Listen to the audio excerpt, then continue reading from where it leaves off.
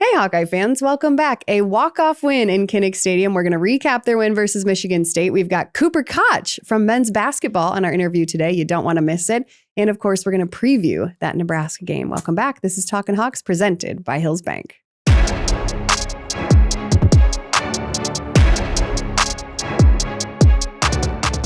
Hills Bank is your hometown financial champion, here to help you score some wins. Because at Hills Bank, managing your money is easy. They've got 19 local branches, 40,000 surcharge-free ATMs around the country, and online account access anytime. Plus, Hills Bank is the bank on campus at the University of Iowa. So whether you're a student athlete or a Hawkeye superfan, Hills Bank helps you get in the game. Visit us today in person or at hillsbank.com, member FDIC.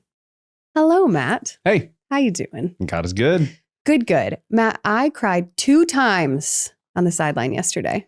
You're like Brock. Big baby. Big baby. It was so embarrassing. So embarrassing. I mean, it wasn't. It's a big day. It's for good reason, okay? Yeah. So we had the retirement of Mark Abbott, who is the voice of Kinnick Stadium. He's the public address announcer. Yes, PA announcer. I didn't know if I was being repetitive with the A and announcer. Anyway, he's been the PA for 26 years. That's a really long time. He and KF came in together. Stop that. Don't do that to me. I know. And he is the nicest person. The nicest person. I'm pretty sure at the Iowa Hawkeyes posted your interview of him on the field. They did. And I had to try so hard. Thankfully, a couple of the interns that I work with were like making faces at me to make me not cry. And I was like, actually, at first I was like, stop it. And then afterward, I was like, thank you so much for doing that. And so, yeah, we did a little interview with him and I was like, is there anything you want to say to the fans after 26 years? And he was just like, I'm just so grateful. He had his whole family there. Like he had his sons and daughters, their husbands and wives. He had his grandkids there, cutest grandkids, and his wife, of course, who also, I think they said she worked up in the press box, maybe in like the president's suite or something. And she's been doing it for that long too. And now Matt, it was so hard. And then we got done and he made it a point to come over and give me like the biggest, nicest hug ever. And he's like, thank you so much. And then that was it for me. I couldn't do it anymore. Waterworks. It was done. I was done from there. I was like, thank you so much. And yeah, I mean, to think like him and I don't see each other outside of game day or talk to each other outside of that. No, but you've definitely heard his voice. I've definitely heard his voice a lot. And we always see each other in the press box. Molten on the carry. And he's much better at it than you just did there. But and we see each other and he's always just so nice and kind to me. He's like, it's been such a pleasure working with you. And yeah, so the last, 9-ish, 10-ish years, whatever you want to call it, him and I have been kind of working together and yeah, it was kind of sad.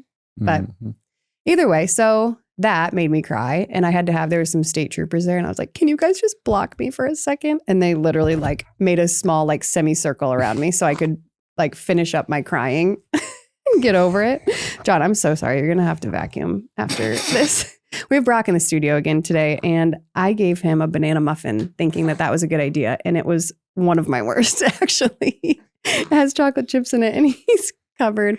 I'm covered. This is bad. Okay. I made such a bad choice. Anyway, so then also my boss, sorry, it's going to be a bit till we talk ball. My boss, Kelsey, it was her final game. What a way to go out. Football game. What a way. Her final game in Kinnick yesterday. Her and I have worked. She hired me for the job. I mean, you all know all of this, but just for the listeners, Kelsey was the one that like reached out to me in the first place. Her and I have been working together since day one, just like trying to figure out what this job was going to be. Like, what is the host of Hawkeye Sports? And it's evolved and changed over time. And she's always been the one behind it. And like any event that I've been working on, she's always been like right next to me.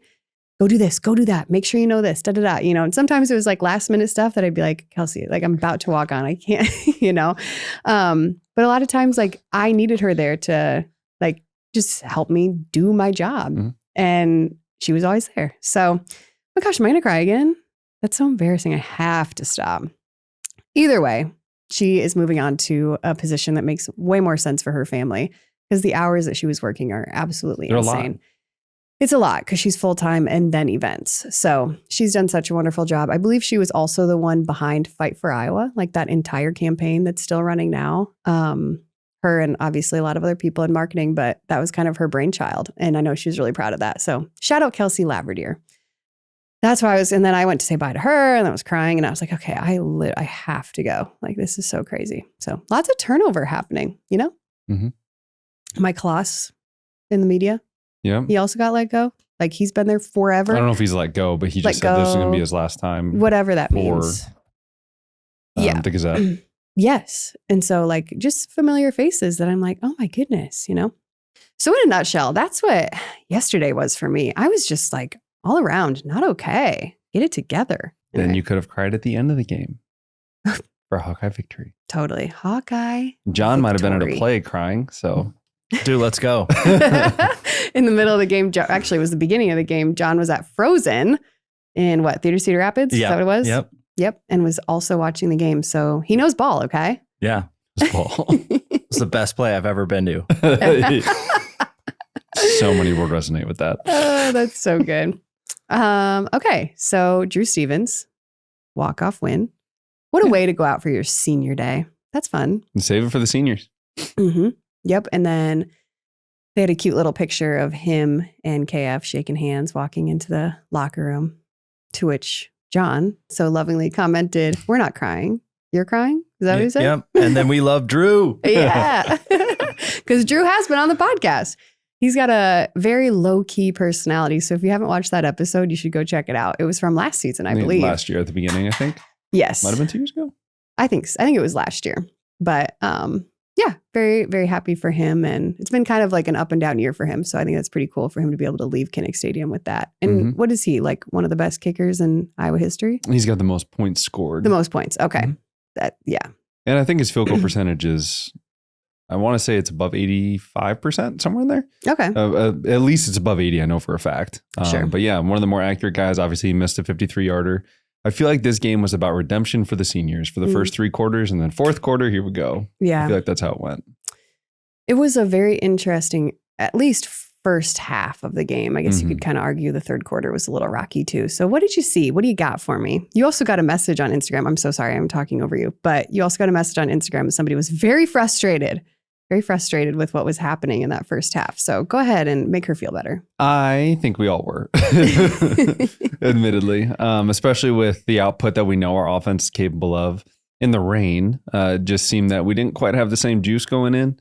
I don't think it was one of those where USC was trying to beat us twice. You know, I've talked about that on the podcast where you're so worried about the back, you're not worried about the future. Where you're looking at, okay, we played Oregon really tough, we played USC really tough, we played Indiana really tough. Here comes a Michigan State team who hasn't won a game in the Big Ten. We need to smack them. And that we didn't have it for a while. At least offensively, didn't really find a rhythm. Caden Weegan obviously opened up the game. Their punt coverage team is horrendous. No, it was really bad. But also, I tweeted this. I don't do much. You tweeted? Totally. How did I not see this? I thought you were going to give me so much crap No, I haven't for it. seen it, but I'm about to. No, What'd you tweet? You're going to tease me about it. But it was true. About time, hashtag. When I just posted, I never tweet anything. I always just retweet stuff, whatever you want to call it, re-X things. Oh, just stick with the retweet. And I just put like that Weegan return looked like a cheat code with like little video game. What are they called? Oh, nobody tell her. Controllers. Little video game controllers. Everybody loved it. It was true. It looked like it was just like a little cheat code, like do-do, like juking people out, breaking tackles. It was really fun to watch. Yeah, his and that passed him all time, past Tim Dwight for the most return touchdowns in Iowa history. Which takes me back to when he was on the field, Tim Dwight, and was like, 21, get another one, yelling at him over the mic at Kinnick. That was super fun. No, so that was big time. He opened it up for us. Offensively, just couldn't find a rhythm. We were running the ball decent. Passing game, I think Mark was just holding the ball a little bit longer than most of the plays were designed for, take an extra hitch or two, which is what led to some of the sacks. Now, maybe they were just covered downfield. You can only see so much on TV, right? Which is unfortunate. But at the same time, he's first or second read in my head, I'm thinking, all right, balls should be out. And we're taking another 2 or 3 hitches. And I think it kind of led to some of those. Now, he's ran decently well when his number was called. So that part was there. Just didn't look as fluid as the USC offense that we had seen in the first half, really, because the second half we didn't play extraordinarily well on offense. Or the last drive against Oregon, right? We thought that we were starting to hit this uptick. But that being said, when we needed it most, Marky G, Marky freaking G. But the two plays, so the catch by Jacob Gill, which was the touchdown, and the catch by Reese VandeBergs, that is exactly what I was talking about on the pre for Michigan State, where it has nothing to do with X's and O's. Because the X and O's tell you that's a bad pass because it's one-on-one. And there's some people that, especially in high school football, think there's 3 outcomes when you pass it, and 2 of them are bad. One is incompletion, one's an interception, and then one they catch, right? So you only have a 33% of getting the outcome you desire, especially if it's a true one-on-one situation. But so they're true one-on-ones, and he just threw it and just said, hey, go make a play. He threw the one to Jacob Gill on rhythm. Jacob Gill goes up, technically, by the way, very sound, goes up, takes it, and then puts the ball away from the defender so we can't rip it out at the very end. Really cool that he got to score in the north end zone. I mean, that place must have been going freaking crazy. And then the play to Reese VandeBergs. It's an underthrown ball, but you're just giving your guy a chance. I'm rooting for Reese next year. Yeah, because he's an incredible talent. I think he's shown time and time again that he's got the tools. He's obviously got the size. He missed 4 games to start the year. So since he's been back, he just makes big time contested catches. Obviously that one there at the very end is like that. I don't want to say saves the season, but saves the game, because obviously, again, that's not a high percentage throw, but he threw it on rhythm and just said, all right, Reese, like somebody's got to make a play here, and just giving his guys opportunities to go make plays. I think that's the biggest difference when it comes to those last couple, I guess, things moving the offense. I apologize. I don't have the exact words coming to mind now. But essentially, you have to allow your athletes to go make plays even when the X's and O's doesn't necessarily say it. And those were 2 of those times, and they pushed us forward. And obviously, Drew Stevens goes out there, kicks the game winner. Pretty cool to walk off in that fashion. But the way that the offense was redemptive in the fourth quarter, that when we had to have it, our offense had it, our defense bowed up. And not only that, but like they were playing really good all game, our defense was. But their quarterback was playing lights out. I mean, some of those passes were right on the money. We've got a young defense with Jalen Watson in there instead of TJ Hall. TJ Hall has kind of been our shutdown guy most of the year. And Jalen Watson, you're going to test him. If there's a freshman or a sophomore who's only started, even a junior or senior, who's only played a couple games and hasn't seen a ton of game action, that's who I'm going after, especially if they're a starting corner. Or if they move Lutmer inside, which now Lutmer's playing more outside, as a true true corner. And then they move him into inside and nickel, which is essentially what they did with Cooper DeJean for a decent amount. Desmond King did the same thing, start outside and then move inside. So they do that with Lutmer, which means that Jalen Watson now covers the outside receiver. So because of that, that's who they're going to attack. But Cohen Entringer and Xavier Wongpo were flying out, making big time tackles. But their offense played really well. That's the best game I think Michigan State has played all season. But the way that it ended, well, it should be. Iowa on top. Who is your unsung hero? So I finished that whole thing, and Brock decided to be a baby and start crying. So Laura's going to go take care of him. Hopefully get him to stop crying here, and then she can rejoin the podcast, because we're only as good as our best asset, and she's gone. And that's John. Thank you, Peanut Gallery. Stop. Yeah. So I was thinking about this quite a bit. Who's the unsung hero? And I'm going to say it's the other 10 guys on punt return. Caden Weegan obviously gets the credit, right? Caden Weegan is the one that makes people miss and go, but you only have as much trust as the other 10 guys give you. So unsung hero brought to you by JB Roofing is going to be the other 10 guys on the punt return unit or the kickoff return unit, because they're the ones that give Caden Weegan the confidence that any ball he catches, he can then score. It's not just him versus 11, right? It's him, and he knows he's going to have his gunners blocked. He'll at least make one guy miss. And then it's just a free-for-all. And as long as our guys are doing what they're supposed to do, which is a rush to hold up, which gives Caden Weegan more opportunity to catch. I think I've talked about rush to hold up before, but essentially you're rushing the pass or rushing the punt while you're engaging in somebody, so that way they can't get downfield as quick. We moved into a shield punt so that way we can get more guys down there. So hopefully less punt returns happen against us. because they're out and actually down there in the returner's face. If he makes a guy miss, we have somebody there. As for us, we try and rush them back so that way they can't get downfield, because obviously the more space you give Caden Weegan, the better. He makes a guy miss. I think it's a long snapper or something. Tries to go over the top of the ball and makes him miss. And then he just knows, and the other 10 guys know what their specific job is, and they go take care of business. We've seen KJ Parker flip somebody on their back because he went after him. There's so many different guys on that unit that I don't want to necessarily pick out one, because although Caden Weegan is an electric returner, it's the other 10 guys that make that consistently possible, along with their coaching of Coach Woods.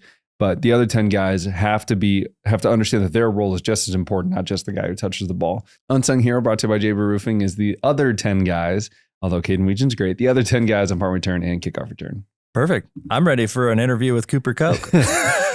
It's not his name. It's Cooper Cotch. It's Koch, not Cook. Koch. So Cooper Koch, men's basketball. At the time of this recording, they're 5-0, heading ready to go down to California to play Ole Miss. Excited to see what they have. I think it's a very bright future for our men's basketball team. Women's basketball beat Baylor, who was ranked 7. I think the Carver Hawkeye Arena has got some really good teams that are starting to fire up here. So without further ado, let's get to that interview. Need a new roof, gutter, or siding in Eastern Iowa? Call JB Roofing, a local and reliable roofer with over 20 years of experience. They do one roof at a time, unlike others who may juggle multiple projects and cut corners. They also serve a 45-mile radius around Kelowna and can help you with any insurance claims. No wait, call 319-656-ROOF or visit their website, jbroofingkelowna.com, for a free estimate. JB Roofing, the small-town roofer you can trust. Hey Hawkeye fans, Big Grove is proud to be an official craft brewery of the Iowa Hawkeyes. Whether you're at the game or watching from home, Big Grove has got you covered. Enjoy an easy Eddie from the stands or visit them for every Hawkeye game at any of their 4 convenient Iowa locations, whether that be Iowa City, Cedar Rapids, Des Moines, or my favorite, Solon. Cold beer, an award-winning game day menu, and warm hospitality welcome you and fellow fans as we root for the Hawks. Big Grove Brewery, your official watch party headquarters of the Iowa Hawkeyes. Go Hawks. Big Grove Brewery, an official craft brewery of the Iowa Hawkeyes. Enjoy responsibly. The Appliance Barn, a grand appliance company, offers a wide range of high-quality appliances at unbeatable prices. Whether you're in the market for a new refrigerator, dishwasher, or washing machine, they've got you covered. They also have a delivery and setup department to ensure your appliances get delivered and installed quickly. To find out more, visit appliancebarn.com. Iowa City Tire and Service offers the area's best automotive repair while offering top-notch customer service and a unique environment. They have beer. And that makes them unique? No, but they have a really big dog. Again, does that make them unique? I mean, they have cookies for their customers. Not unique. They have great t-shirts. Still waiting for it. They have arcade games like Dig Dug that I may or may not have the current high score on. Still. What? Okay then, Iowa City Tire and Service has over 640 5-star Google reviews, and ChatGPT even says it's the #1 choice in the area. You know, now that you mention it, those guys are pretty great. Check them out at ictire.com or give them a call, 319-338-5401. Well, hey, Hawkeye fans, the Iowa men's basketball team is absolutely on a roll right now, and they are so much fun to watch. We are pumped to have our first men's basketball player of this season. Everyone, please welcome Cooper Cotch. How's it going? Good. Thanks for having me. Hey, thanks for being here. We really appreciate it. We do a little golf clap because at this time they're undefeated, right? Hey. 5-0. 5-0. I know. Yeah, you guys are very fun to watch. And I feel like it's very intentional, like all of the dunks. Anyway, we're going to get into that here in just a second. But first, you don't have a brother on the team. I do not. No. Okay, I know a lot of people think that. Everybody thinks that. It's a good conclusion to come to if you're just reading a roster, though, right? It's true. Yeah. Okay, so remind me of his first name. Jacob Coach. Cook. Cook. Yeah. Thank you. Why are they pronounced different?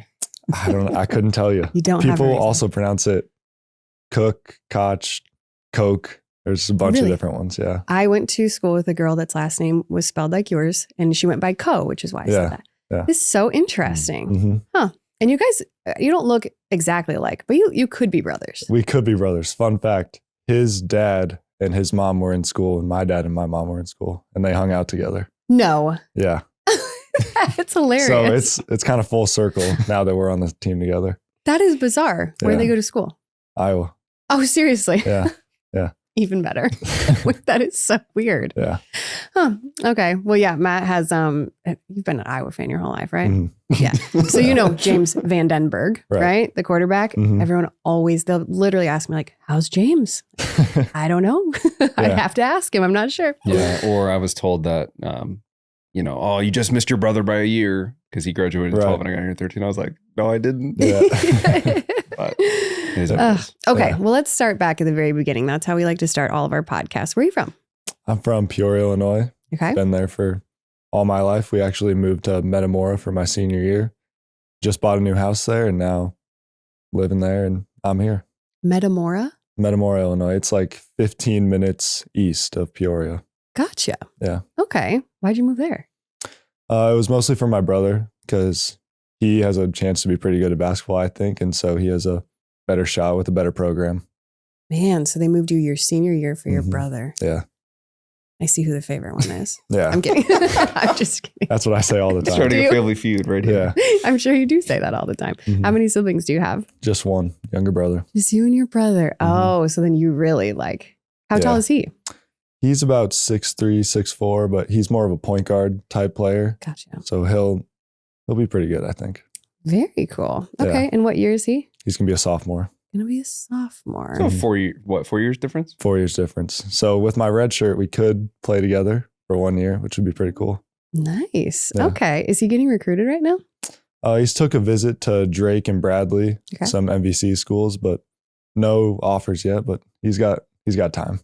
What is that like for basketball? Like, when do they usually start recruiting people? I think it's changed a lot since the transfer portal, but I started my going into sophomore season, going to high major schools like Wisconsin, Illinois, Iowa, Purdue. But I think it's kind of a new norm to do it later since the Really? transfer portal. Mm. So I think that it's happening earlier is good for him. When you say sophomore year you started going, you were taking visits or you going to like camps? Visits. So you were getting recruited prior to that. Yeah, because I would play AAU during AAU, the there it summer, and then the coaches would come watch, and they'd be like, "Oh, we want to see him come to campus and meet the coaches and stuff." Gotcha. So you traveled like all over the place for that AAU stuff. Yeah, we'd go to Georgia, California, Omaha, Mhm. all over. Wow. So we had Jay Higgins. Who else on the podcast? That Deontay is Craig. from they're Indianapolis, right? Yeah. Mhm. And so they all kind of like knew each other in the circuit. Is Yeah. there a ton of people that you know that are playing, like you play against now that Oh yeah, we're in the same circuit? I love looking at the box scores at the end of the night and seeing, oh, I played with him. How's he doing? Mhm. We actually go to California and we're playing Ole Miss, and the point guard on my AAU team, Travis Perry, he's on Ole Miss, so it'll be nice to reconnect with him. Oh, very cool. It's like you have to wait until after the game and like the shaking of the hands line. Yeah, to be maybe like a little head nod during Yeah. warm-ups or something, but Yeah. nothing until after the game. Nothing too crazy. Okay. Is there Yeah. other sports you played when you were younger? I played baseball growing up, but I only did golf and basketball in high school. Golf. Mhm. You That's had to some get some. long That's what I Yeah. was going to say. I think they're an inch and a half extended, just a little bit. Inch and a half. Wow. Yeah. That's got to be, yeah, that's like some real custom stuff. It's very Mhm. expensive. Like sport. Ben is 6'5", your brother-in-law. Yeah. Right? That's And he a- just hunches over. Yeah. Like he should get longer clubs, but he Yeah. just It definitely helps. looks like Charles Barkley when he swings. Okay. So you said golf and baseball. Mhm. What was your position in baseball? Pitcher, third base, first base. I wasn't the best hitter, but I was a decent pitcher. A 6'8" pitcher? Yeah, a little He'd intimidating. be like, what, Randy Johnson? Wasn't he tall like that? Yeah, he was pretty tall. Yeah. I feel like that would be hard just from like a technical standpoint. You're not just throwing like straight across the plate. You're throwing like straight and down. Yeah. Maybe a little bit of an advantage for me. An advantage. Oh, because you're throwing like, why Yeah. would that be an advantage? I don't know, just throw it a little bit faster. Oh, Harder for the hitters to hit if it's going down and away. It's already moving. Yeah. It's like built-in movement. hmm that's true. That's a really good point. Yeah. Did you take baseball pretty seriously then? Or was that kind of just like your fun hobby sport? It was just kind of, my grandpa was a big baseball guy. So Okay. I know he was happy to just see me play. It was more of a fun hobby, just kind of do it with friends type thing. So you weren't like getting recruited for something like that? No. Gotcha. Yeah. There's probably not too many, like over what, 6'4"? Mm-mm. How tall is what's that guy from the Pirates, that pitcher? Paul Skeens. Yeah, how tall is he? Matty P. Paul Skeens. I was going to refer to him as Livy Dunn's boyfriend because that's how I would. Yeah. That computes a little bit better for me. Right. Well, Randy Johnson, I'm pretty sure was like 6'9". I think he was around there. He was close. And he played Yeah. for a long time. They call him the big ticket, right? Mm-hmm. So that's another big dude. Shohei Yeah. Ohtani has got to be up there. Yeah, he's pretty tall too. And he can hit the ball. He's really good. Okay. And then golf, you said, was that like a competitive thing for you or just kind of like a high school? I thing? did play a little bit competitive in high school, but we were okay. It was more of another fun thing to do. Take my mind off basketball. Instead of going out for track. Yeah. You know what? You should have done track because one of your strides would have gotten you like past the what? Well, I was 100 thinking meter mark. hurdles. Like he's hurdling 2 at a time. Yeah. That'd be so funny. The 3-step becomes a 2-step. Yeah. Oh, that's great. So when did you're 6'8" now. When do you feel like you hit your like biggest growth spurt? I think I always kind of grew a consistent amount. I never really took a big jump because in 8th grade, I want to say I was like 6'2", 6'3". So I think it's just kind of been consistent 2-3 inches every year, every summer. Did you get growing pains? Oh yeah. I would get Osgood-Slaughters Oh, in yeah. my ankles or in my heels. So I had to wear like heel cups because it would just hurt to run like Oh, every yeah. step. But yeah. What size shoes do you wear? 15. Yeah. That's so funny. Mhm. That's got to be really, they're all custom shoes probably, right? Yeah. For the I most have to part. order everything online for shoes. Yeah. Was there That's hard. anything particular in your diet that we could get our kid to will him up to 6'8"? I think having a dad that's 6'10" really That also helps. that helped. Shoot. Yeah. Missed the mark there. I don't know. My mom's pretty healthy when it comes to food. So just eating whatever she makes me. Your Yeah. dad's 6'10". Yeah. Did he Mhm. play basketball? He did play basketball at Iowa. Very good. Yeah. Okay. And his position was similar to yours, I'm assuming? Yeah. Power forward, small forward. Gotcha. Mhm. So who would he have played for? Tom Davis. 95 to 99. Okay. Yeah. I remember we were getting born. Yeah, that's right. Yeah. Yeah. You'd mentioned that Jacob's parents were friends with your parents at Iowa. Did Mhm. his dad play basketball? His dad was a walk-on for the basketball. And I'm not sure if he had a scholarship, but he also played baseball. Oh, wow. Really? Yeah. Oh my Mhm. goodness. What a small world. Yeah. That is actually very crazy. Mhm. So I'm assuming they met at Iowa, your parents? Yeah. Okay. No, my parents, they met in grade school. They both went to Morton, which is another town 15 minutes away from Peoria. And then they both went to Iowa. So how old were they when they met? 8th grade. In 8th grade? Yeah. And then Started did they- dating in 8th grade or didn't date until college? I think they dated soon after, but they dated through high school and college. And Wow. High school Yeah. sweethearts. Oh Yeah. my goodness. It's very rare. yeah. It is a Long time. Midwestern thing, but it is rare. Yeah. Just take us through like that recruiting process. So you were going to like big schools when Yeah. you're 16 years old? hmm That's got to be, I don't want to say intimidating, but kind of like a whoa moment, Well, I right? feel like As the you're- AAU would have started being like that, right? Because you know they're going to be there. Right. Is that because that probably would have happened 7th, 8th grade? If you're taking visits sophomore year, you had to have been in front of scouts for the previous 3 or 4 years. I think it started 15U year. So going into freshman year and then going into sophomore year. Got you. Because you go to those first big tournaments and it's like, whoa, Kentucky, Duke, Purdue, they're all sitting there watching. And it's like, wow, kind of got to play good now. But yeah, I took visits to basically half the Big Ten schools and ended up choosing Iowa in the end. Crazy. Yeah. Was it ever not going to be Iowa? I would say there was a little time where I was like, I really liked Matt Painter at Purdue. I will say that. And I liked Wisconsin and kind of what they did. I would say those were definitely my top 3. But it's hard to go away from Iowa when your dad and mom both came here. Yeah. Did you have a full video and everything of the recruitment where you got all the hats on the table? No, I never did that. We were coming up for a summer practice just to watch and kind of hang out.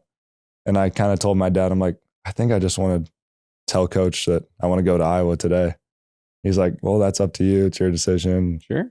Did it during practice and I think it was the right decision.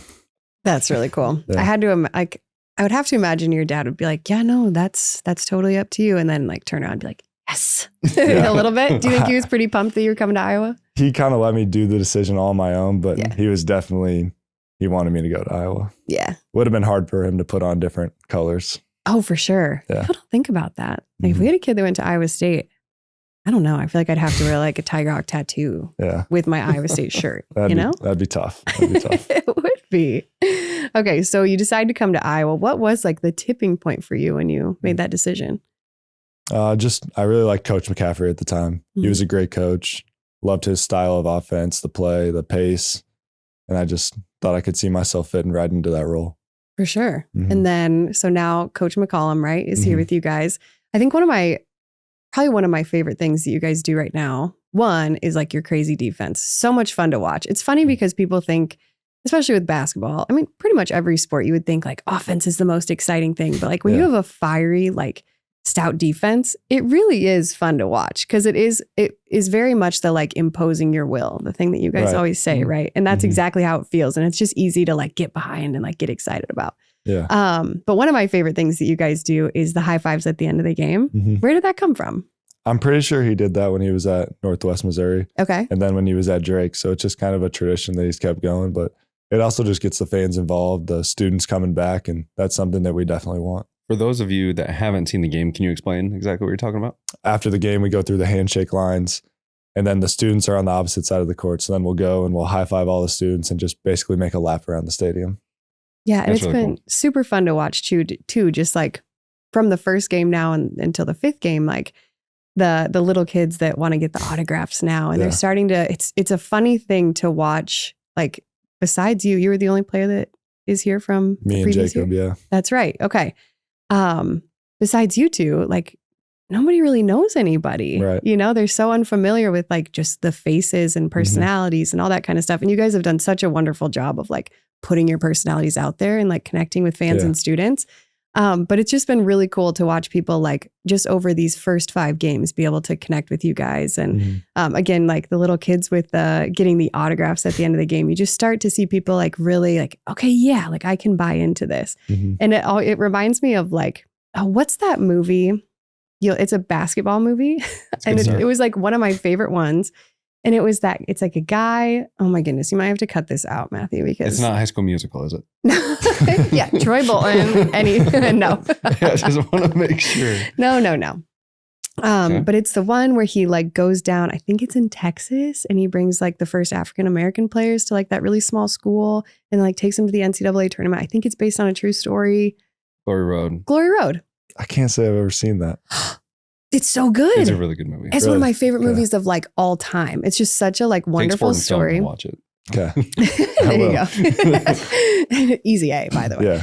No, but it's such a good movie. And it just reminds me of that where like all of these fresh faces come in and you're kind of like, what in the world? It just feels kind of like a movie, like to watch from the outside to just get to know all of you guys from that point, like new characters. Right. You know?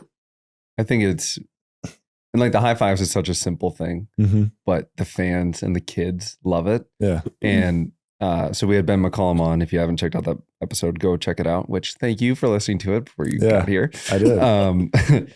For just a very simple gesture to the fans of like, hey, we know that most of us are new, but like, this is how we want to incorporate you into the game. Right. And how much of an effect that can have for fans, even if it's just going through the high fives, you're just turning and doing it one more time. Right. Yeah. It's definitely just makes a lasting impact on them, especially those little kids being able to get the autographs, get a picture, whatever. It means a lot to them. And I know that's something that we care about. How would you describe, I mean, just watching Coach McCollum coach on the, what do you call it? Do you call it the sideline in baseball? What do you call it? I mean, baseball. Sideline. Yeah. Guys, are we okay? Hey, Brock hasn't been sleeping, so I'm gonna give you a pass. Thank you. Sorry, say it again. Sideline. Yeah. The sideline. Okay. Anyway, you watch him on the sideline and he's fiery. He's into it. He's all of the things that kind of like you expected out of him. Because to be honest with you, I've never watched any of his other, like when he was coaching at Drake or coaching at Northwest Missouri. So he was all the things that I expected. Like in terms of how he is like in the locker room, at practice, is it that same like fiery spirit or what's he like as a coach for you guys? At practice, it's definitely a little mix. Okay. Depending on how we're doing or what his mood is that day, but it definitely is always intense and go, go, go all the time. He always wants us to get better and push each other and just make sure we're getting the most out of practice that day. Do you feel like there's a big emphasis on conditioning? Oh, yeah. This is the most conditioning I've ever done. Really? This summer. Yeah. Now that we're in season, we don't do as much, but this summer we would run the Carver stairs, sprints in the gym. It was just constant conditioning. You guys need to take it up a notch and take a note from the wrestling team and do the Carver stairs with another player on your back. They're 6'8". They'd be hitting every Can you imagine? bench on the way up. You have to hold them like fireman's carry you'd over have like to this. press them. Have you ever seen the wrestlers do that? I haven't seen him do that, but I've seen him running up the stairs just nonstop. It's intense to like have somebody on your back doing that too. I can barely walk up those Carver steps. You get to the top and it's like, can we get like some escalators in here? Like this is crazy. But I do feel like too, like when you guys are up by so much, especially in these first 5 games, and you don't see like the starters come out that much. Right. To me, that screamed like, oh, we're trying to get in shape for what's to come in the Big Ten season. Does that make sense? Or like, am I correct in that? Or I know Bennett rarely comes out. Yeah. And one thing is coach just doesn't ask him if he's tired. And the coaches know not to sub in for him just because it's Bennett. He's not going to get tired.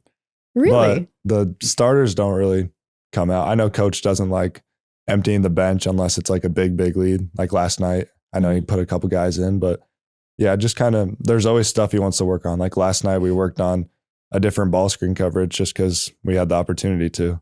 So it's just being able to use that time because it's an actual game. It's not just like practice against the scout team or something. Can you tell me what a ball screen coverage is? So we have multiple ball screen coverages depending on where you are in the court, what type of player it is, but we call it level 2, which is if I'm setting the screen and my top foot is like towards the half court, I'm going to be up near that top foot. So basically the ball handler just can't turn that corner. Or we have level 1, which is like you're at his bottom foot. So you're still kind of there and he can't turn the corner, but you're there enough to impact the ball that the defender can get through. And then one thing we worked on last night was drop, which most teams do in the Big Ten, where that defender is all the way back in the paint and you just chase him off the screen. So the ball handler is usually going to turn the corner and get in the lane, but that's when the big is usually there, the 5. Does that make sense? Yes. No, you did a wonderful job. Yeah. Is it, now thinking about that, playing for Coach Fran, and obviously only had a year, how different schematically, and you don't have to get into the weeds, I know you did a little bit and I appreciate that. Yeah. How different schematically is it on defense? Obviously there's a change of tempo, right? Like we can see that, but is there a change overall schematically, or is it kind of like we just give more emphasis to it? There definitely is. This year we're more like shrink the floor, play gaps. So make them kick it out to your man and then guard them one-on-one. Whereas last year it was more make sure you guard your man, maybe don't let him get the ball, and then those gaps are open for drives. Interesting. So more of an emphasis on we don't want the ball handler necessarily to move with the ball. Right. We want you to keep passing it, not put it on the ground. Exactly. You guys do a really good job of that, by the way. Yeah, thank you. Yeah. I feel like that's what I was referring to is the like passing the ball without it even like touching the ground when you're on offense. Yeah. Is that something you guys work on too? Just kind of like trying to keep the defense guessing? Or what's the point of that? I'm going to preface this with I've never played basketball and I don't know like anything. Love you. I know some things. Mm-hmm. Yeah, I know what a drop coverage is now. Yeah. Okay. Explain it. No, I don't want to do that. I don't want to give that away for the other teams that they're going to play. Right. But anyway, continue with what I said. I think we just have really good passers on the team. Okay. Like Alvaro, Bennett, all of our bigs are great passers. And when you have bigs that are good passers, that really helps being able to move the ball and just it doesn't touch the ground. Mm-hmm. Yeah. You brought up Alvaro. He seems funny. Is he funny? Yeah, he's a great guy. He's got a great personality. And where's he from again? Spain. That's what I thought. Mm-hmm. So does he have some like, I would love to get him on the podcast, by the way. So if you want to drop like a little, I just think it would be so interesting to hear his story and just getting him over here to like Iowa from Spain. I mean, that's got to be such an interesting shift. Has he mentioned anything about that? Just like the shift from Spain to here? I know it's a lot different. Yeah. He really doesn't talk about it that much. He was at Robert Morris, which is out east last year. Okay. So being able to be there for a year and then come here, I bet it's a lot different. But Yeah. yeah, I know he loves it here. That's good. Yeah. That's very good. For obviously you and Jacob, Mm-hmm. you stayed. Mm-hmm. Why? I really liked Coach McCollum. After talking to him a couple times, the first time I talked to him was before they played Texas Tech in the round of 32, I think. Okay. And we talked for 10 minutes, and then we talked once he got the job and once he came here, and he showed me his vision of how he wants to play, stuff like that. And I really just liked his intensity and what he's going to bring to Iowa. So essentially when he took the job, he had to recruit. Yeah, You. basically. Yeah. It took like a week, but I was sold. That's I mean, that's the one thing I don't think people necessarily understand is a lot of times if somebody comes in, and it's same in football, but it's a little different just because the team is so big. Right. But to have, how many guys do you have on roster? 15? 14, I think. 14? Yeah. And to have 12 of them leave, Yeah. like, is insane. Now, I think we also understood that there was going to be some that would come with him, right? Right. But for him to take the time to, no, I want to recruit you. Like, let me tell you about what the vision is Mm-hmm. here. I think that kind of speaks more to, especially when you get to the NIL stuff, Right. of how coaches not only have to recruit like the transfers and the freshmen or the high schoolers, they have to recruit their own team to stay. Right. And I had a good vibe about McCollum that he would be that way, but it's cool that he actually reached out and did that. Mm-hmm. Yeah, I think he's definitely someone that doesn't want to use the transfer portal that much. Obviously, he had to last year because it was a brand new team. But Right. going forward, I think he wants to keep the same core and just build around that. He Mhm. strikes me as like a true Iowa City, like developmental, fundamental kind of guy. Yeah, exactly. With and I mean, he brought it up multiple times on the podcast and in interviews I've seen of like Chris Street type play. Right. Like the Iowa City, work as hard as you can, and then Mhm. it'll create something out of it. Yeah. He loves the work. He says the work is the win, Mhm. which is a quote that I love. And that's something that we strive and implement. That dude definitely seems to work. Oh, yeah. Oh, yeah. Mhm. You guys had mentioned Coach McCollum has mentioned this from the very beginning. Like there is definitely a goal to get the students back in Carver Hawkeye Arena. Mhm. And I think that that's totally necessary. I mean, you look around the Yeah. Big Ten or just around the NCAA, especially D1 schools, like it is a massive factor in big Mhm. games and small games, like in the smaller games too, but it's huge and it does make a difference. Mhm. And I think that's probably something that's very unique about basketball. Like you can really get on a run Oh, yeah. with the environment and like with the Mhm. help of your fans. Mhm. And so it is very important for like a big program like you guys. I've noticed some things that you guys have done, like some little things, some like little touch points where you're kind of trying to like chat with students on campus and like play the little like social media games with them on campus and things of that nature.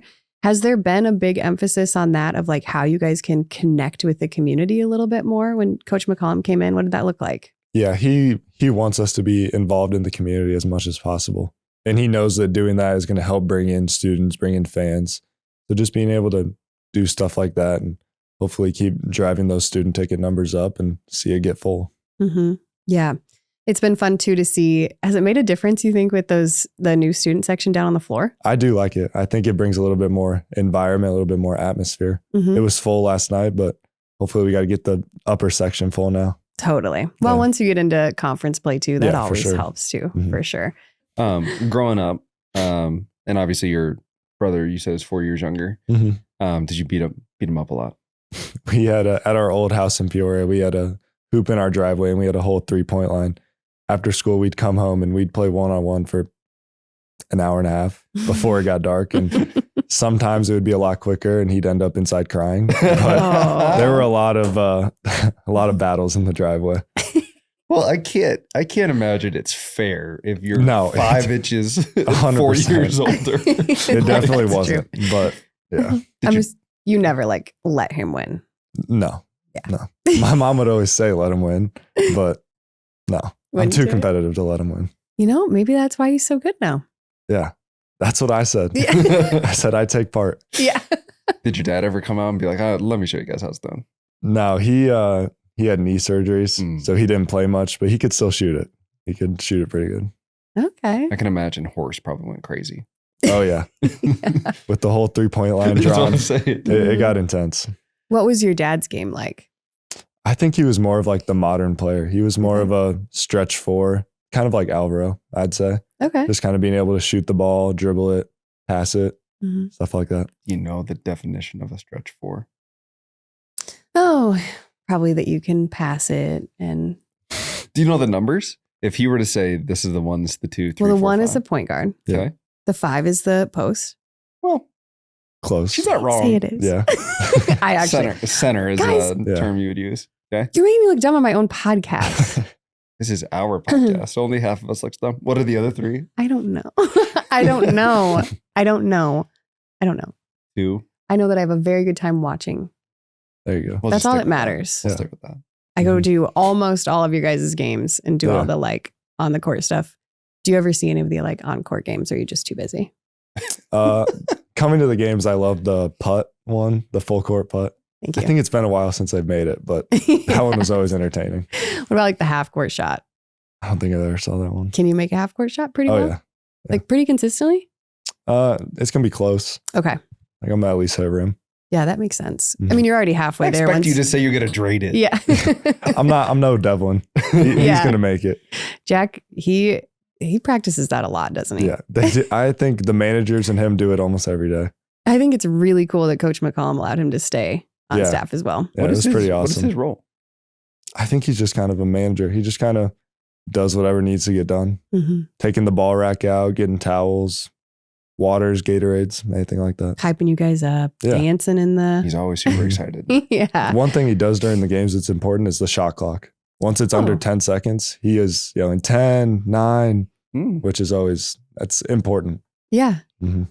Shout out Jack. Yeah. shout out Jeez, Jack. man. Didn't he hit the half court before the season? He did, yeah, at Mhm. the, what's that called? The hoops downtown. Hoops Downtown. Yeah. Yeah. That Yeah. was super fun. How Yeah. about Bennett shooting his like trick shot off of the fire escape? Yeah. I thought he was going to make it. I thought he was too. Fun didn't tell you fact this. about Bennett, when they go on road games, they go to the catwalk of every gym, or they try to get to the catwalk. And him, Joey Mattioni, Brendan Hassan, and me, we all get one shot. And no one's yet to make it. But because we went to SLU and we Mhm. got to the catwalk and we didn't make it. But Okay. he just tries to do a trick shot every arena he goes to. That's so funny. Do you video it? No, it's just kind of You have to. That would be so fun. That'd be a thing. Yeah. to video it. Yeah. Yes. A little. We'll make sure we video. I don't know if we're going to be able to do it out in California with the Mhm. Not with that tournament attitude. type thing. Certain amount of time on the court. Little behind the scenes trick Yeah. shot at every away game. We will. That would actually be really fun. Then you Let got the- fans You gotta vote make on what it, they though. want to do. Like, Yeah. Yeah. Let the marketing team know. Mhm. We got to get on the Iowa catwalk. Yeah. There you go. That would actually be so fun. Any other like fun stories about, I don't know, like traveling, anything like that from like last year, whatever that looked like for you? We'd always take a box of chips, play some poker, blackjack. Okay. The night before the game, just kind of hang out. I was just gonna ask if you were. We always played euchre. Yeah. In the hotel. I didn't know if you had any. Do you have any other superstitious type things? Like, oh, I have to put on my right sock, then my left. I go sock shoe, which would be a wild thing to do. No, Like, we had I can't trust you if, and that's what I said. If you do sock shoe. That's just a little weird. Yeah. There's certain things I'll eat before the games, but is it the same pregame meal? oh yeah, What do we get? we have the same pregame meal every day. Coach's chicken, pork chop, rice, broccoli, and green beans. And then there's fruit and bread, but we're not allowed to eat the bread. Wait, really? Yeah. Why? I don't know. It's just something that he said. All the coaches can have the bread, but the players can't have the bread. That's hilarious. Yeah. It has to be something with like the way Glucose the or carbs. something. Yeah, The it has to be carbs, like- something like that. I love that you don't even know. Yeah. It's just like blindly like, got it. Won't eat the bread. Understood. Yeah, I came in there one day and they took the bread basket away and they're like, you guys aren't allowed to have this. I was like, okay. Like, that's so funny. Yeah. That's just a little random like tick. I Mhm. love that. What else do you like to do outside of basketball? What's your hobbies? I like to golf. Still one of my hobbies. Play video games sometimes. Just hang out with the guys. You play 2K. I don't play 2K, surprisingly. I just wanted to flex that I knew what that was. Well, yeah, Yeah. because everybody else says we play at the game. And then Yeah. Laura goes, you mean 2K?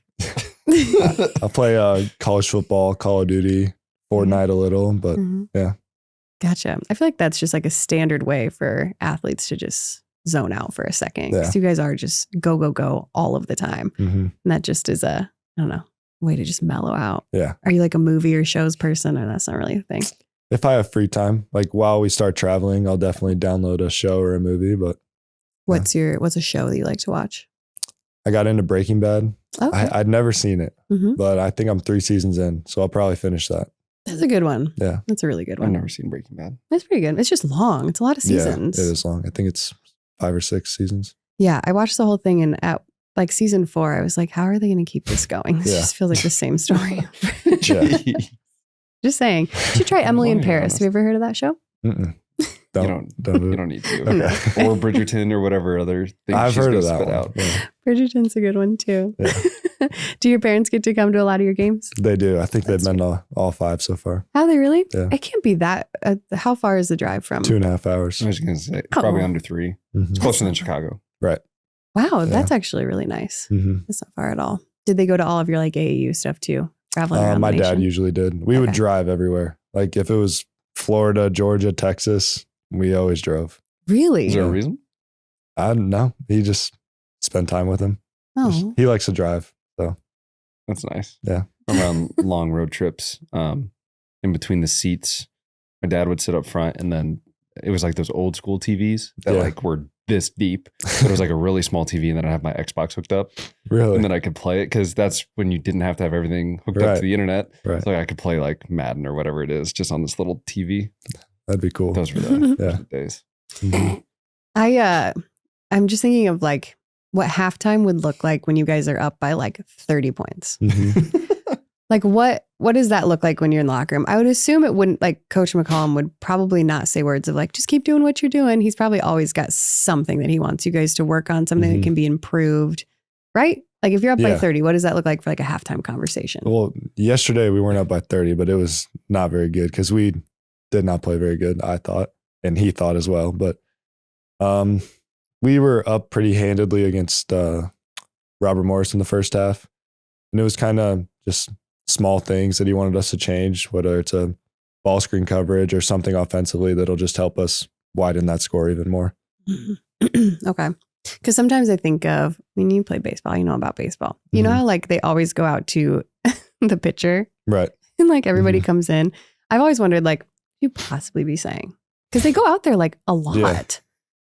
You know what I mean? That's a And then good I think, question. and then it's like you guys meet a lot throughout the game. Mhm. It's kind of one of those things where it's like, I don't know, just keep playing. right? Actually, you know what? Based on this, okay, there's a foul, and y'all meet really quick. What are you saying in that 30? Not even 4 seconds Yeah. before you line up? No, before that's the free throw? such a good question. What do you say? Either it's like whatever play we're about to go run on offense, or if they got in the paint, how'd they get in the paint, and how are we going to fix that next time? Like, hey, next time just switch that, or just hedge the ball screen next time, something like that. How do you know who's going to say that? Usually, sometimes everyone just starts talking at once. Everyone starts talking Yeah. at once and like, Or if and break. Bennett's in the play, he's the point guard, so he'll be like, all right, we're going to run whatever Gotcha. down at the other end.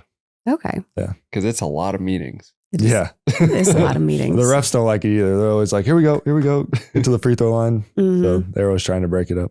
You've mentioned Bennett a few times. I think he probably, by anyone's standards, is a pretty special player. And Mhm. like you said, he never gets tired, never wants to come out. He definitely has that. Kind of reminds me of like Keegan and Chris Murray, where they were Mhm. kind of like that stone cold, like make a Yeah. good play, dunk the ball, like whatever it is. There isn't much of a reaction. Right. It's Mm. just on to the next thing, let's go kind Mhm. of thing. But also super fun to watch. Like I don't want to take that away from that either, Right. right? Where Yeah. it's like you don't always need the crazy reaction to be an Mhm. awesome player to watch. How would you describe Bennett? I'd say he's a calm, collected kind of leader. He just kind of makes the right play and makes sure we know what's going on. And if we get rattled or anything, he's there to calm us down and make sure we're ready for the next play. Okay. Is he funny too though? He is sneakily funny. That's okay. So I had this thing about him Yeah. where I was like, he reminds me of Josie Jewell. He gives me the same vibe where you're like, I could see that. from the outside and watching him play, you might be like, gosh, that guy seems like all he wants to do is just play basketball. And a He's super so mean serious. guy. A little bit, not mean by like he would ever be mean to you or rude, but just like kind of standoffish, wants to be on his own. He's the nicest guy you've ever met. Totally. The vibe that you get once you like are actually watching him and watching the way that he like interacts with people is like, I think he's more of a Josie character where he's also like a little bit funny and he might surprise you with the funny thing he says. Exactly. It's a little calculated. Yes? Yes. 100%. Gosh, I'm so good at reading people and I'm so happy I was right about that. Yeah. So you said he's the nicest guy you've ever met. He is. He's always asking you just how you're doing, or like we tend to have barbecues with the team and he's always like, what can I bring? And he'll bring French fries that he made or cookies or something. Oh, so he's a cook too. Yeah, he dabbles. He dabbles. Yeah. Are you a cook or not really? Not really. I'm more He's of a Koch. I'm an eater. Yeah. That was good. Oh, I'm really excited about that. Sorry, go ahead. No, that was good. Yeah. I'm more of the eater. I just kind of show up. Okay. Yeah. You need to bring something. I bring plates. Oh, you do? Yeah. I was going to say, your mother would not be happy to hear that. You can't I'm eat glad- without the plates and the silverware. That's true. He's not wrong. That's actually, it's a very good thing to bring. Very nice. That's hysterical. Oh man. You had mentioned that like sometime that you had you're at church, like in that story you were telling about hunting and stuff. Is that something that plays pretty heavily into your life as like an athlete and just as like off the court as well? 100%. Me, Peyton, Trevin, Joey, we all have a little group chat. We all go to church Saturday, Sunday, whatever it is. Just being able to be in our faith and also be able to play basketball. It's definitely something that I care about. Is it something that you've had since you were little, or is it something that more so happened once you got to Iowa? It's definitely something that's happened since I was little. My mom was big into going to church and praying before eating, praying before bed, stuff like that. Mm-hmm.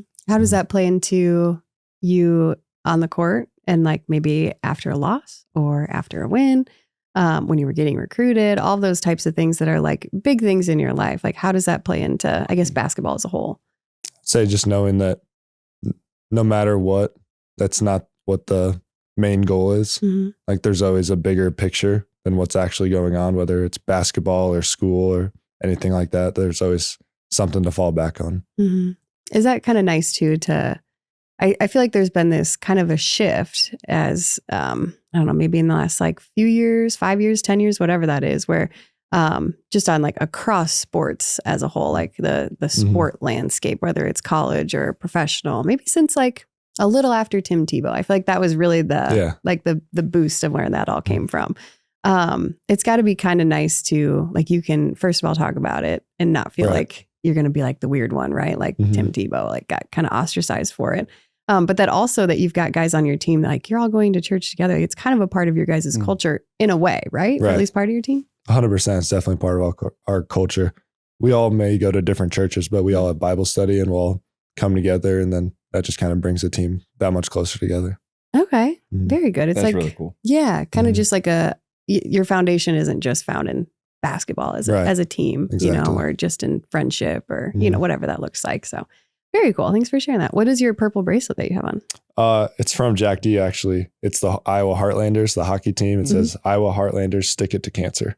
Oh, yeah. Nice. Okay. Got it earlier this week, actually. Oh, you're like, great. Got it on for the rest. Okay.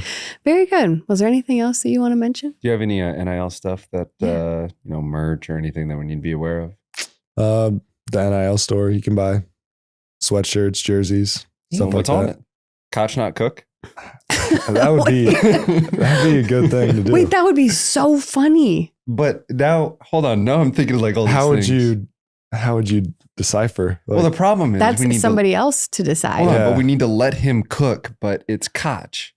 So, but you can't let him Koch. It have to be. So Jacob that'd could be have good that for one. Jacob. Yeah. That would be so funny. But you know, when people ask you like they would say like, do you like, you'd see like a meme that would be like, do you say Caribbean or Caribbean? But it's spelled the same, but like depending on which one so it's like up to you. So it'd be like, we can make a collab. That would be so cool. It'd be Team Jacob or Team Cooper. Yeah. Then it could be like a thing. We could like make a rivalry within the team just based on this. Yeah. No, we're here to break Hopefully you they'll up. pick No, my just side. kidding. To ruin it. That good culture you talked about, done for. Yeah. Cook versus Koch. All right, so I actually don't know what the NIL store is. Yeah, I don't either. I think all the athletes have like So what is it? shirts. You can go You don't know either. Come on, Cooper. something that we sign up for, and you can go and buy sweatshirts, jerseys, Is it just your name on it, or is there something else on it? name, like number, Iowa jersey, probably. yeah. Iowa, probably. Well, when he says a jersey, what would you think would be on it? Well, jersey, yes, but I didn't know if like, okay, we're gonna make a custom T-shirt. Oh, I think or some something people, like, that. Like some people have that depending on how big you are in your different sport. I was mhm. gonna say, and that would make sense. Yeah. but Yeah. obviously that was not a thing. I'm trying to think of some other like plays on your name, but I know. I've Really been thinking sure. about it so long. no, you could totally do like a collab with Jacob and also with Cooper DeJean. Yeah. That'd be pretty cool. 2 Coopers from Iowa. I don't know. We'll think about it. Yeah. We'll come up with something. Mhm. I know the media team likes to do the 8 ball hmm because I wear number 8. Yeah. So they'll put Coop with the 8 balls as the O's, which is kind of cool. That'd be a I cool like shirt. that. Yeah. I like that a lot. No, that's good. These are good ideas. Yeah. You could do Koch, not Cook, and in the Koch you could have An 8 ball. There we go. We're on to something. Yeah. $50 retail. Yeah. And 3% of it goes to Cooper. The rest of it goes to us. Kidding. We won't do that to you. Goes to Talkin Hawks. Thanks. Yeah. Wow. I'm so excited about that. Mhm. We have to make that happen somehow. Who's And- making it? Beginning of the season, like Yeah. now's the time. Now For is sure. the Get, time. get Coach McCollum on the horn. Let's start talking. Yeah. Yes. He'd be like, no, please don't talk to me about this kind of stuff. He'd probably just laugh. Yeah. No, he would appreciate it. The fans could get involved. It would be great. Mhm. These are the things that happen on Talkin Hawks. Yeah. Ideas to, really push it forward. Okay. Well, Cooper, thank you so much for your time. Yeah. Thanks for having me. Yeah, this has been lovely. And we're looking forward to obviously watching you guys the rest of the season. Can we stop putting your guys' games on Big Ten Plus? I know. I was so mad we couldn't even watch it last night. I mean, Mhm. people would say, well, just buy Big Ten Plus. And I would say I already have Right. to buy like 30 other streaming platforms. Don't even get me started on Peacock. No, Peacock drives Matt crazy. Yeah. Crazy. Pay $30 to watch one game. Yeah. It's actually 30. It was like 30 because it's like, oh, it's a deal, and then we're gonna have 2 games, not one. So instead of paying the $18 for the one game, I paid Yeah. $30 so I could watch 2. Save $3, but Hopefully it's different now that we're getting into more better teams. It's true. because Ole Miss is undefeated too, right? Yes. Yeah. I think I saw that. Who all do you guys play when you're going out in California? Ole Miss, and then depending on if we win or lose or what happens to the other 2 teams, we'll play GCU or Utah. One Okay. of those 2. Yeah. And then we go Michigan State, Maryland, Iowa State. Oh, man. So we got 5 big ones coming up. 5 big ones. The- It's going to be fun. The Ole Miss game's on Peacock. well, Shoot. well, I already paid for it. Yeah, there you go. So I guess, Nice. I guess we're good there. You left me hanging almost. That's great. Golly. Did you see the women won versus Baylor? I did. I was You able saw to that? get home and watch the end of it. Very exciting. Very good stuff.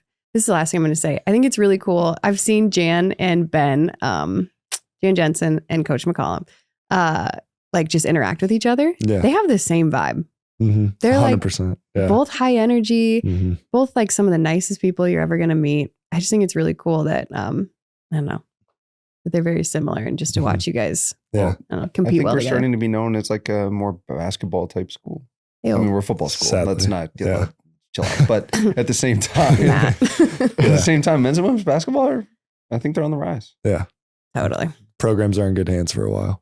Yeah, very good. Mhm. Good way to say that. All Thank right. you. Well, with that, I'm going to close it out now. Cooper, we're just so excited for Yeah. the rest of the men's basketball season, and excited to see where you guys take the program. And yeah, super appreciative that you spent the time with Yeah. us. Best Thank luck you this both. year.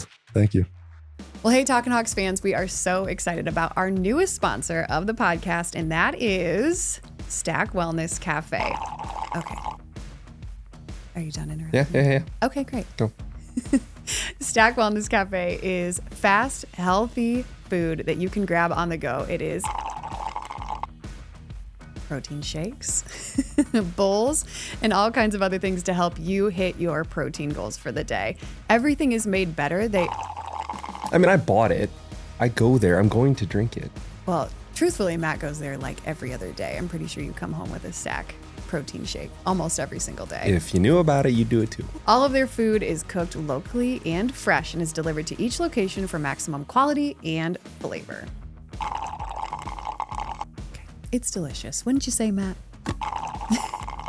Nothing brings fans together on game day like great pizza and good company. At Marquee Pizzeria in the Iowa River Landing, we fire up fresh wood-fired pies, served ice-cold drinks, and create the perfect spot for fans of all ages. Whether you're out with friends or making it a family night, Marquee Pizzeria is the place to celebrate before or after the game. Grandma's Hands is my favorite. Find us in Coralville at the Iowa River Landing District. Go Hawks. I love Estella's because it's fresh. From fresh grilled steak to the salsas to the fresh pressed tortillas.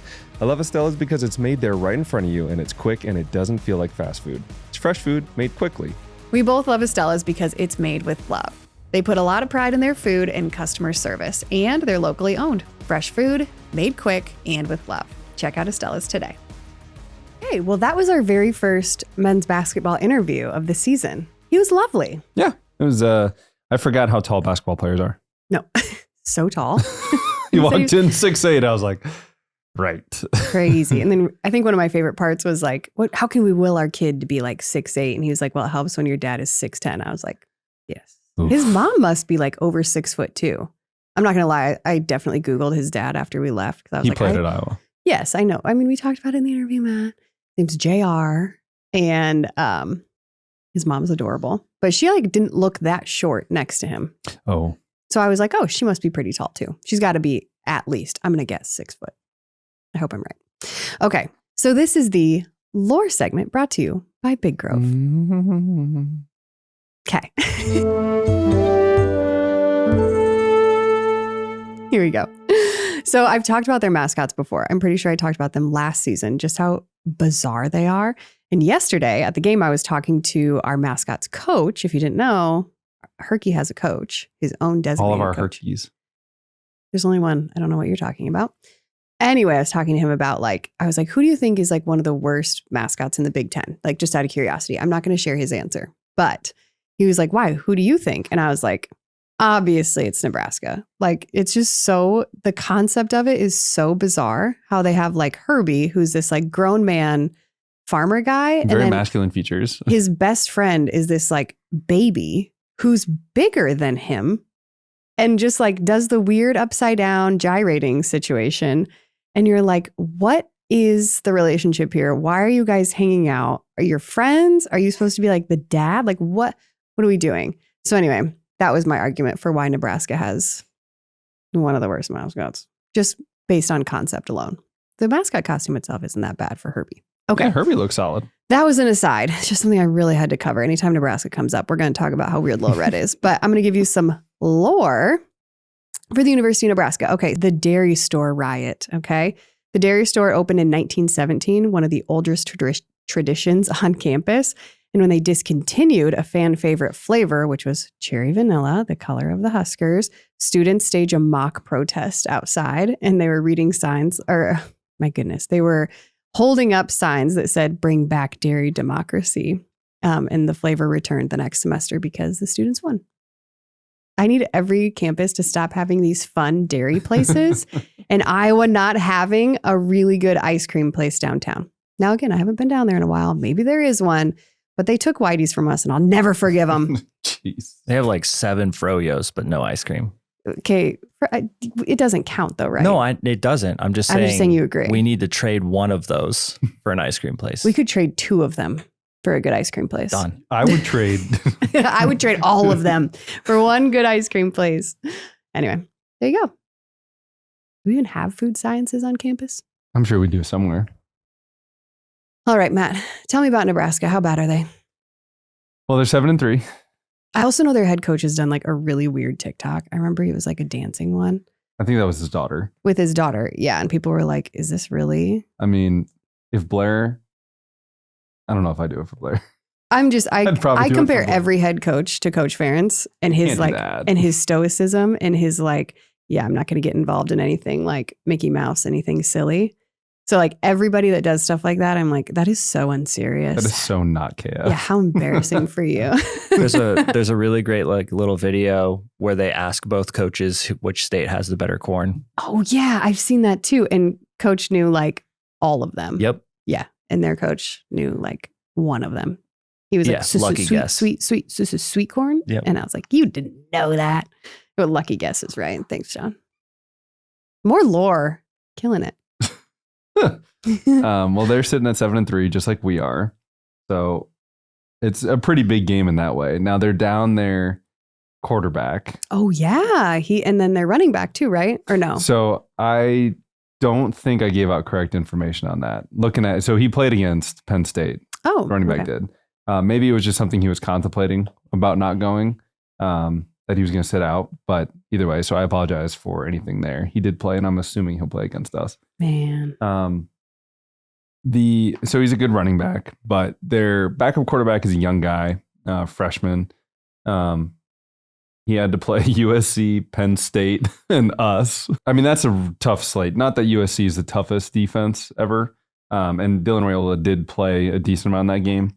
But between the three, I mean, that's faced Penn State and Iowa back to back for a freshman quarterback who wasn't named the starter day one. I think it's different if like you've played 10 games and now you're playing versus you've played 3. But Penn State kind of took it to him. He's more of a he's got a lot of young guy tendencies as a quarterback, which is typically I'm going to look at my first read. If that first read isn't there, I'm going to take off. Now he is relatively athletic. He'll run well. I think he had 10 carries against Penn State. So he's going to run the ball, but he did have a couple nice passes that were like near the money for his guys to catch, but that's just not, their offense isn't the same without Dylan Raiola. Now, I don't know if you want to draw any more Mahomes type comparisons. But this kid's not Mahomes. He's not, and by that I mean their backup TJ Lateef. So TJ Lateef, like I said, so it's like a first read, and if it's not there, I'm going to try and run or I'm going to roll out. He did have some pretty good savvy in rolling out and throwing the ball away, which is not something you always see from a young quarterback. A lot of times they'll roll and then just run out of bounds and lose like 3 or 4 yards instead of just throwing it away. So that's something that's good. There's a lot of stuff going on with, since the Penn State coach has not been hired yet, everyone thought Matt Rule was going to go. So Matt Rule is an alum from Penn State. They asked him about it right away. Now, as you're the head coach, you're trying not to, like, you got to finish out the year with Nebraska. He did just sign a giant extension, but he's done it at least once before, where I think he signed like a 7-year extension with Baylor, and then 5 months later became the head coach of the Carolina Panthers. So that long extension doesn't necessarily always mean stay, but it is one of those things where I'll be curious to see what happens there. But even question marks of your coach leaving, I'm so happy we don't have to deal with that. There are no question marks on whether or not Coach Ferentz is leaving. There might have been early on in his career with Coach Parker, but that's another guy that, like, he's not leaving. Coach Woods, not leaving. Like, it's nice to know that we have that kind of security with our coaching staff. This is another game where I don't think it's necessarily about the X's and O's. I know they're 7-3. I just don't see it. They still kind of have those dumb penalties. You're like, that's a Nebraska thing. Not saying they're a bad football team. They're sitting at 7-3, which is the same way we are. They lost to Penn State 37-10. They went forward on 4th down 6 separate times in that game. One of them was at the very end. They're down 37-10 at the time, like 5 minutes to go, and it's 4th and 12. Like, okay, you can take that one off because that's tough. But Penn State was getting there with 3 guys. Now they have elite edge rushers. Not quite.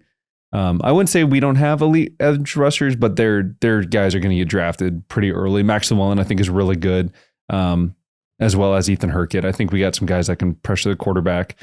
I think that'll be big in this game. They will drop 8 or 9 or 7 or 8 in coverage. You know, if they rush 3, they'll drop 8 in coverage. So it's going to be up to Mark to trust his read. I think that's one of the things that we didn't see a lot early on in Michigan State, where he throws it on time. When Mark is on time, he is an NFL caliber quarterback. And I truly believe that. But when he takes that extra hitch step, like he did against USC and Caden Weeden's just out of bounds, or he doesn't quite trust it. There was a couple where he had DJ Vanami.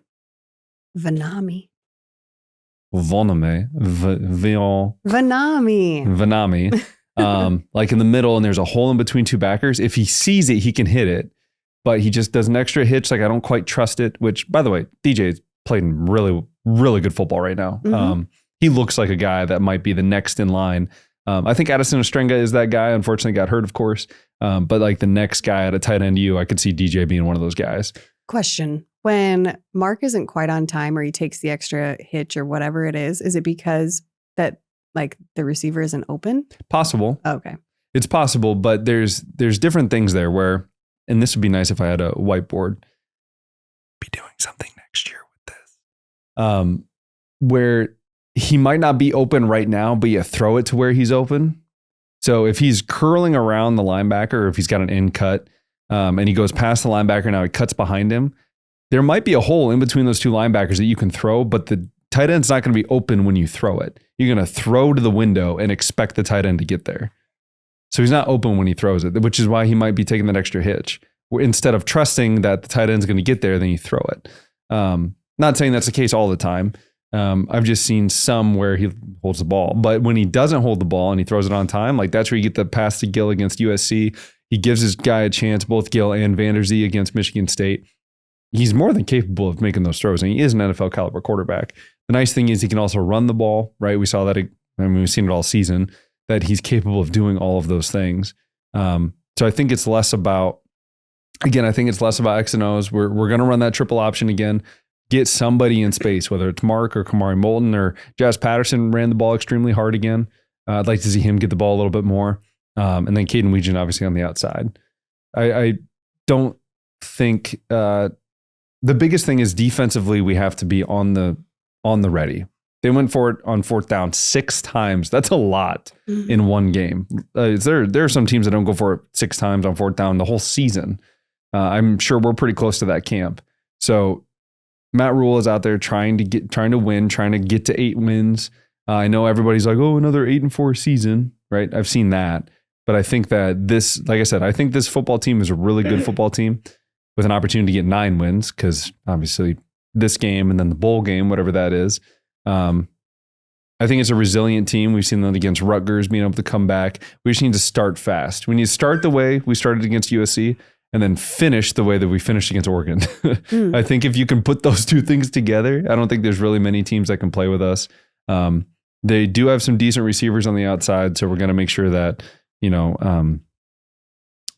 Jalen Watson and Deshaun Lee are ready to go. But I see Cohen Entringer and Xavier Wonkwa being very big in the run game because they do have a really good running back in that Emmett Johnson. So we're going to have to fly out. Their offense is going to run through him. We need to make sure that we're ready. And then having lane discipline when we rush the passer. So what that means is you bend the horn by the defensive lineman. That way they don't give up that rushing lane to the quarterback running out and leaking because he's going to be prone to do that.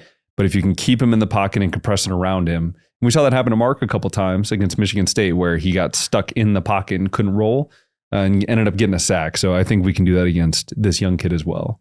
Okay. Overall, I just feel like this is another game where you just go out and play Hawkeye football. I said we were going to run the ball. We ran the ball a lot against Michigan State.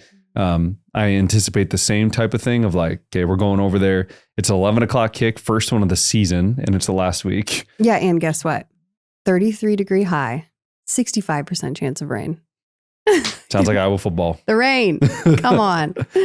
No, I envision us getting after it a little bit. I hope we get some more opportunities for Reese VandeBergs on the outside, get some more to DJ. But I foresee us, again, playing hard-nosed football and getting this quarterback into a hopefully poor situations against us. Yeah, I feel like it's going to be a pretty electric stadium just because, I mean, and a trophy's on the line. They sell out every game, in quotes. But also, like you said, we're both 7-3, and it always comes down to this game at the end of the season, right? When you were playing in 2015, like they were trying to break the undefeated season. And so for this, I feel like it's just like that tiebreaker to a point. And so they're going to be ready to go. Well, and the trophy, the Heroes Trophy's on the line. And the Heroes Trophy, of course. That's what I should have done my lore on. What am I doing? What am I doing, Matt? It's a pretty cool trophy. We'll talk about it next time. When's the next episode we're going to have? When's that going to drop? Probably it'll be right after they announce what bowl game we're going to. Yes? Yep. Yeah. So in December. Early December, we'll be having that kind of a preview, I guess, of the bowl game. And the thing about that is, so Matt and I are always out of town from like December 26th and through like early January on a family vacation that we do every year with my whole family. And so we won't have something like right before the bowl game. And so sometimes between the time that we like preview the bowl and then the bowl game actually happens, there's usually like, I shouldn't say usually, there's sometimes some announcements of like, oh, this person's not going to be playing, or Opt-outs for sure. Opt-outs or Coaching changes. I was just going to say the coaching changes. So yeah, there's a possibility that some of that could happen between the two episodes, but hopefully we're on par with pretty much whatever that preview is going to look like. So look forward to that. And yeah, we'll take like a little bit of a break between this episode and then whenever that bowl game gets announced. So that's a really good time for you to go to YouTube. First of all, subscribe to our Talkin Hawks channel, and a really good time to turn on the notification bell so you know when we drop that episode, because it's going to be kind of up to whenever they announce the bowl game. So turn on the notifications so that you know when the episode drops. We got a lot of stuff cooking over here at Talkin Hawks. Yeah, lots of stuff. This is the third season. We're going to go Not into Koching, cooking. Okay. So we're going to go into our third off season pretty soon here as we get into the new year. But what that looks like is one episode per month with an athlete from, might be football, might be an alumni, might be from literally any other sport on campus. And it's just really fun. I know we have, do I spoil it with the like cheerleader that we have? Or is that just like a surprise? Oh, it's a surprise. Okay. I'm so excited about it. That's going to be an episode for the girls. Okay. But anyway, we have a lot of good interviews coming up for this off season. So you definitely want to tune in for that. And if you haven't already, follow us across all of our social media platforms, share it with your friends and your family. And have a great Thanksgiving. We will catch up with you guys very soon. Go Hawks. Go Hawks.